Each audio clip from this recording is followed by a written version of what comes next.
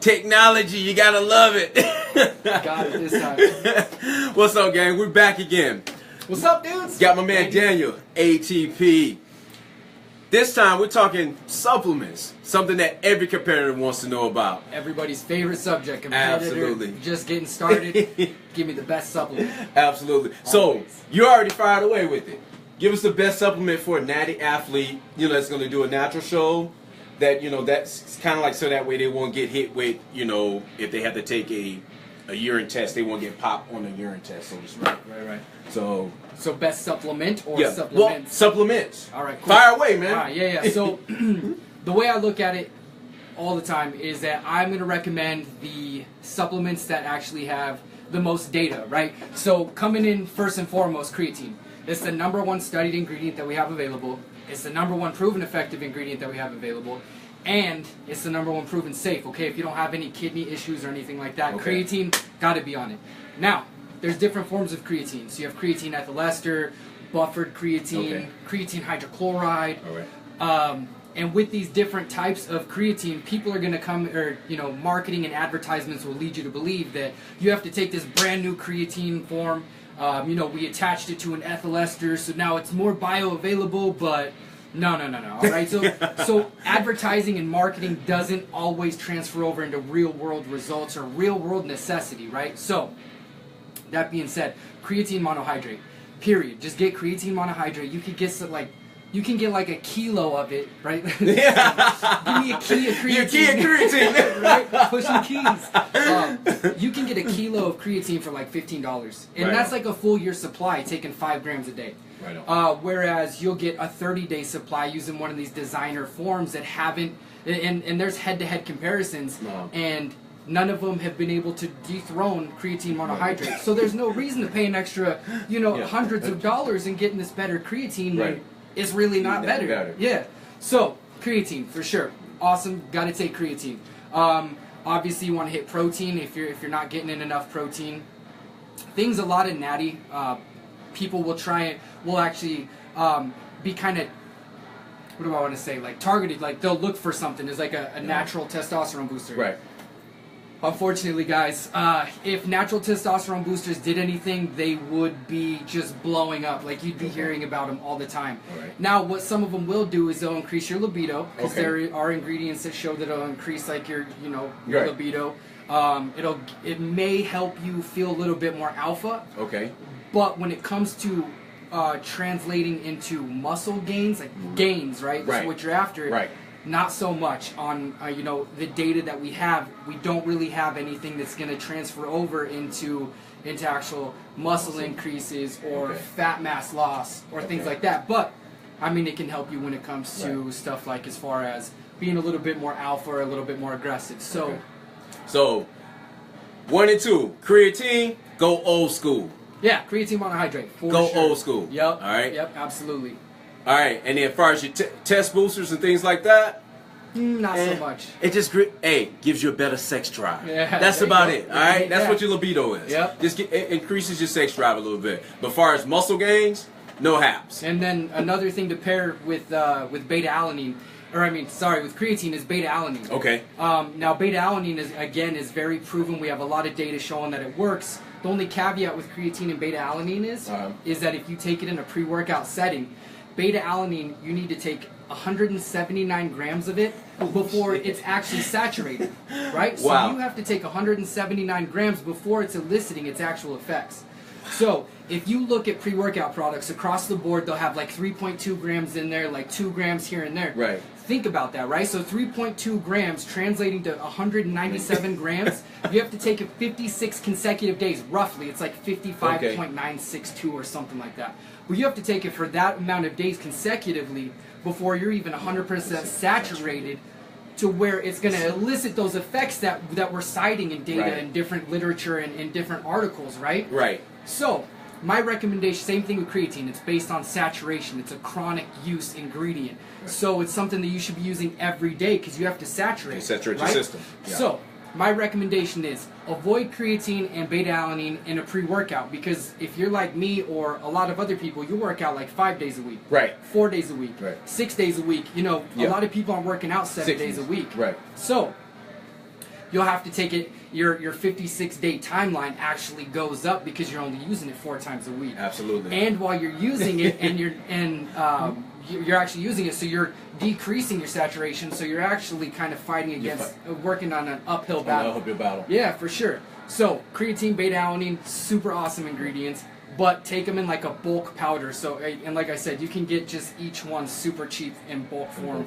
Yeah, you don't have to necessarily go out and spend a ton of money on buying this hyped up stuff. You can just get it bulk, and it's going to do what it needs to, for sure. Awesome. For sure. Awesome. So check this out with the beta alanine. So basically, what Daniel's telling us is this. All right, if you take it, if you're training, let's say at the max 5 days a week, right? At the max, you're training 5 days a week.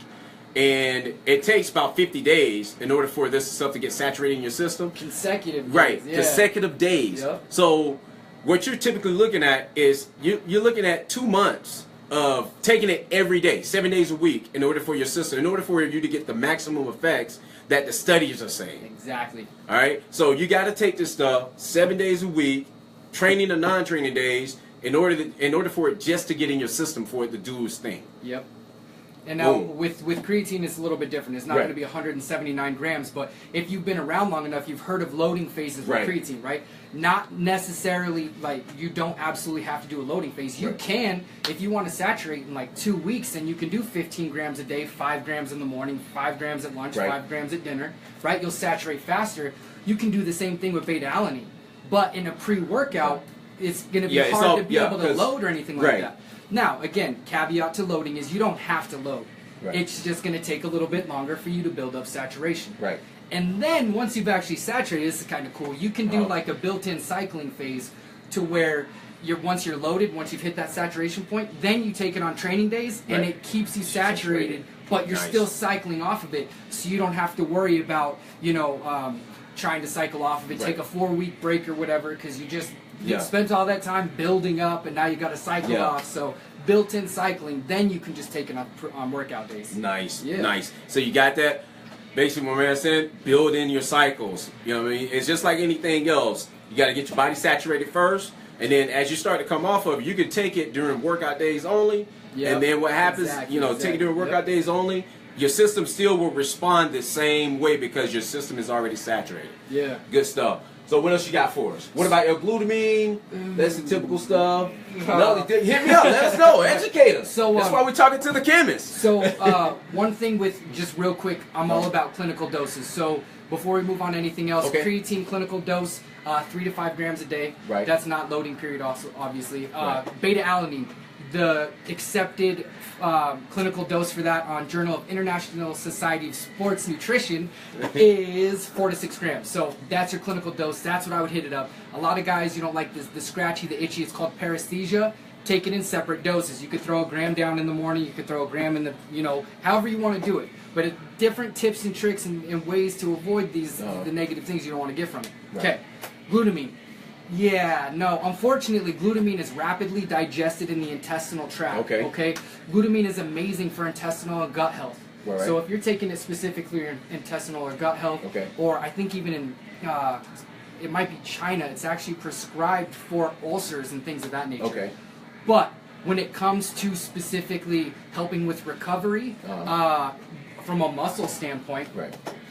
Unfortunately, everything gets rapidly taken up into the intestine, and the gut, so you don't really get it over that. So what I would recommend doing is spend your money on glutamine on something else. Maybe go out and buy some chicken or something like that you would be spending on glutamine, because it doesn't really necessarily do what it's advertised or marketed to.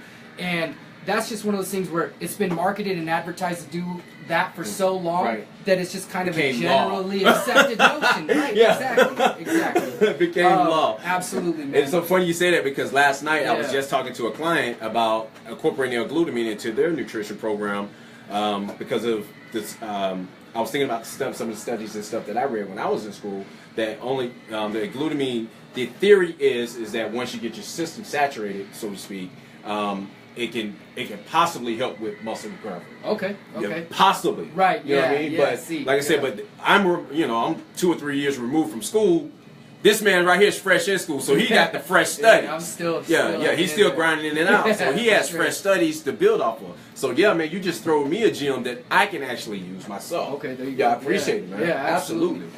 So, like I said, you could do other things instead of glutamine. I would look at citrulline malate. That's going to be in a lot of pre-workout products. Okay. That's in my pre-workout product. It's in a ton of pre-workout products.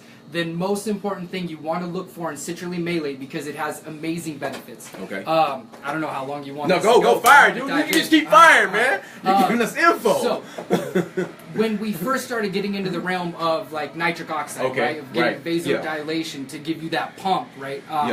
Which hypertrophy, when you get the pump, it's actually, we have data showing that it can lead to actual muscle growth. The pump can. The pump can. So it's not just for looking at yourself in the mirror. Yeah. Now we actually see that it can increase muscle growth, which is fantastic. So arginine in the body converts to nitric oxide. That's why people thought originally you could take L-arginine and increase the pump. Unfortunately, it has to convert. Right. So unfortunately, what we found was that if you take supplemental arginine in a supplement form, obviously supplemental. If you take arginine, what we found out is that it doesn't actually increase endogenous arginine stores, which is in the body. Okay. All right. Citrulline does. So citrulline does what arginine was supposed to do. We're talking vasodilation, oxygen and nutrient delivery. We're talking citrulline is kick-ass. Okay. Citrulline is awesome. So even if you don't want to take citrulline malate, take L-citrulline. It can be found in bulk. Like again, like I said, bulk ingredients. You can put together some really nice stuff just using bulk ingredients. Now, if you use citrulline malate, which I prefer to use instead of just L-citrulline, let me turn down this music a little bit.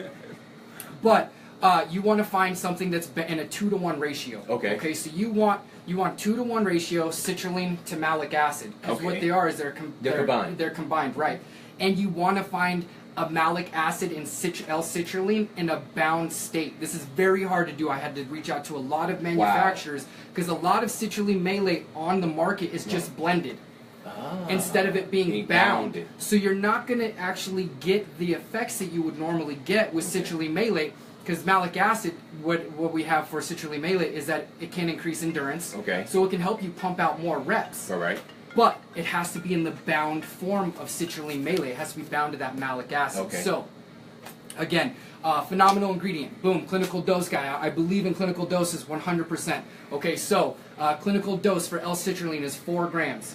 For that to translate to citrulline malate bound at a 2-to-1 ratio, you want 6 grams of total ingredient of citrulline. Because then you're going to get 4 of citrulline, 2 of the malic acid. Boom. Right, exactly. So, citrulline malate, awesome ingredient, super cool. Then we have some new emerging stuff that's coming out. One of my colleagues,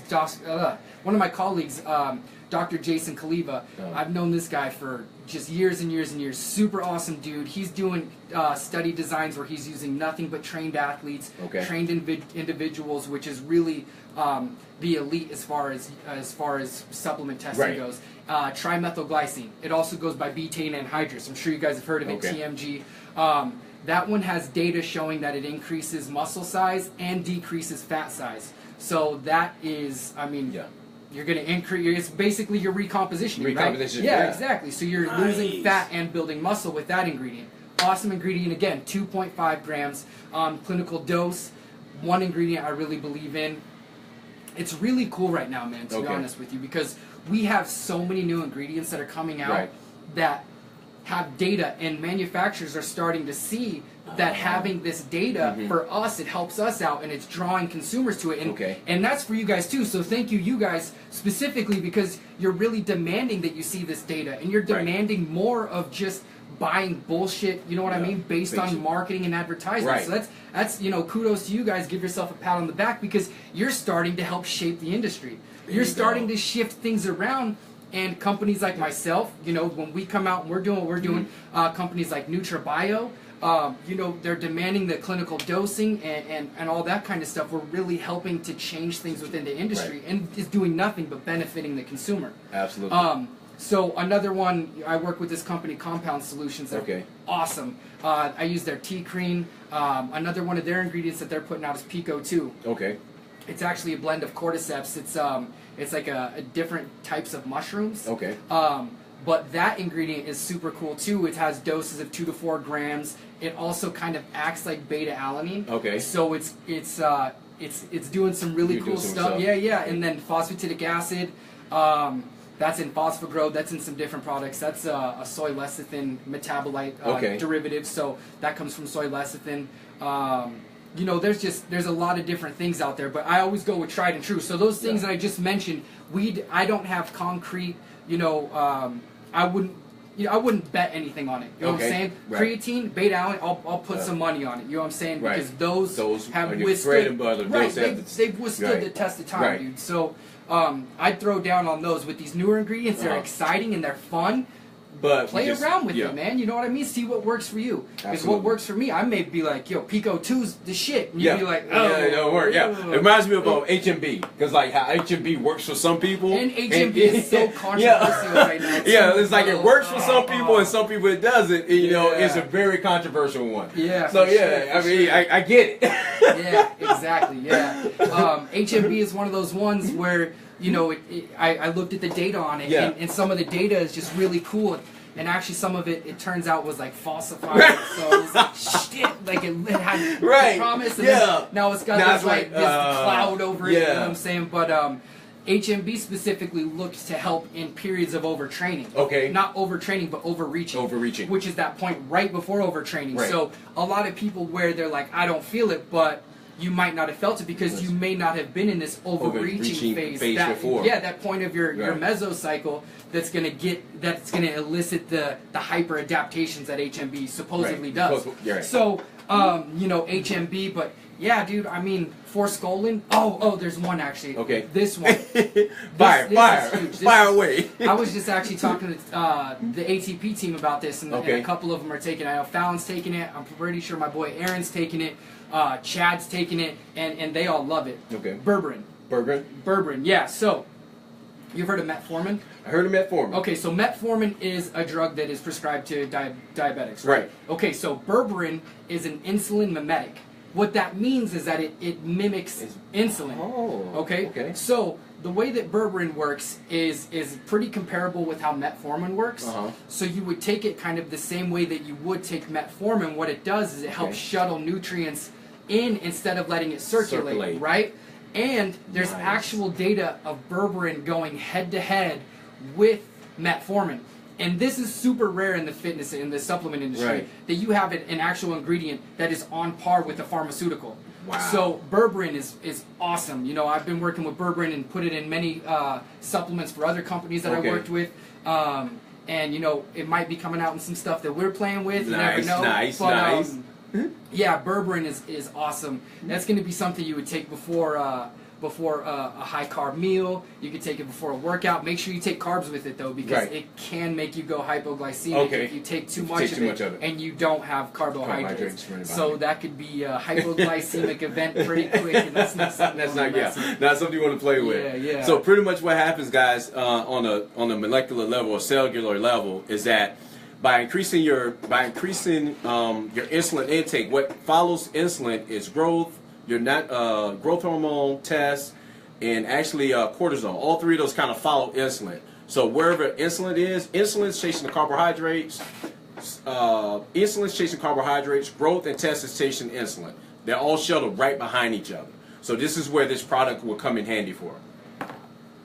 Yeah, for berberine, As far as the hormones and all that stuff, I'm not well elucidated on that, but as far as when it comes to shuttling carbohydrates and putting them where you want them to be versus having it going in storage fat, then absolutely, berberine is awesome ingredient to take. Awesome ingredient to take for sure, man.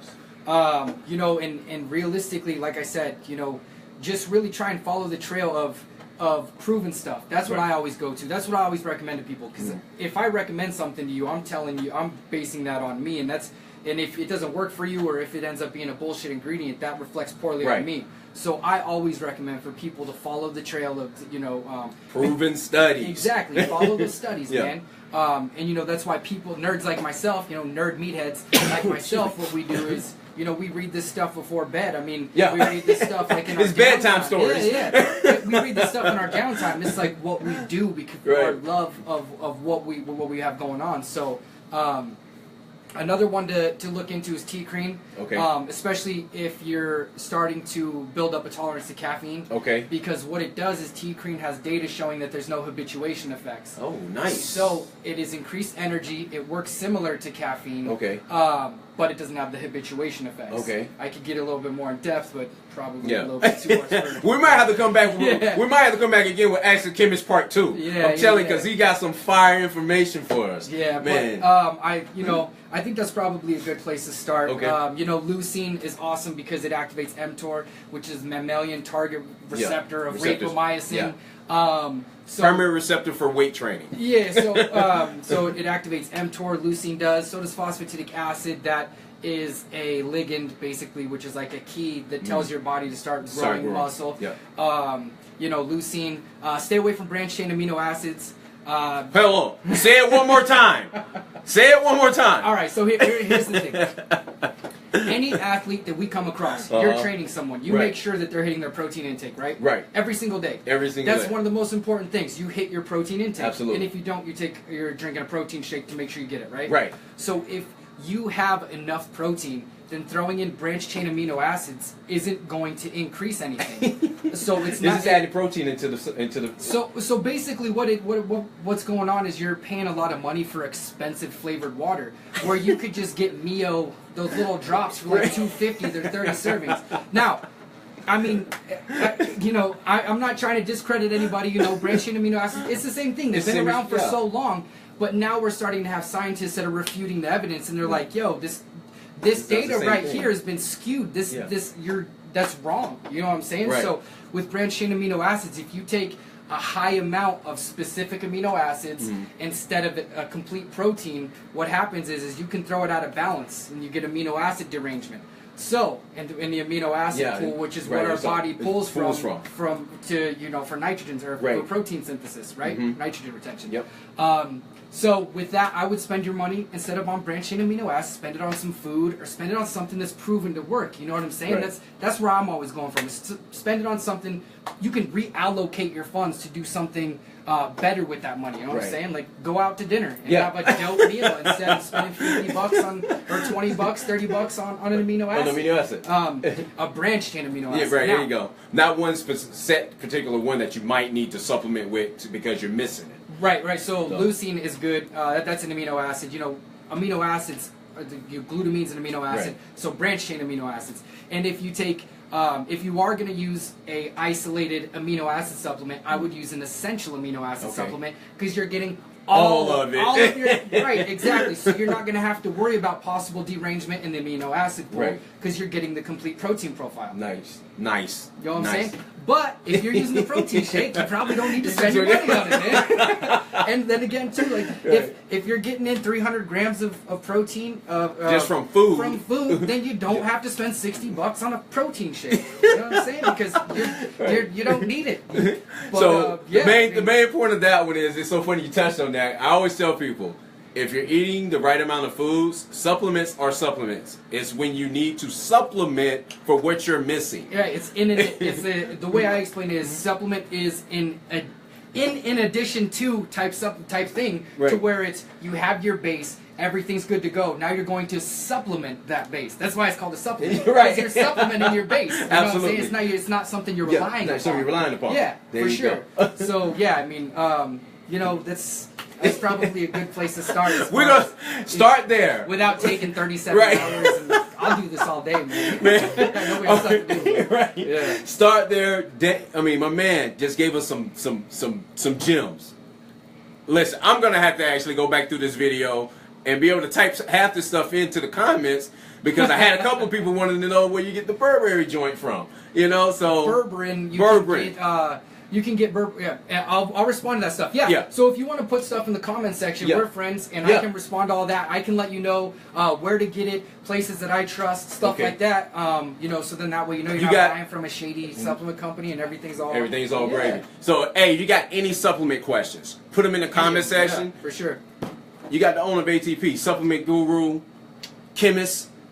he will answer those questions. So still in school chemist. I'm still, not. Hey, I'm still in school chemist. I'm transparent. Still in school chemist. I'm not a chemist yet, right. but I'm in school and I graduate next summer. So I want to make sure. He's a chemist.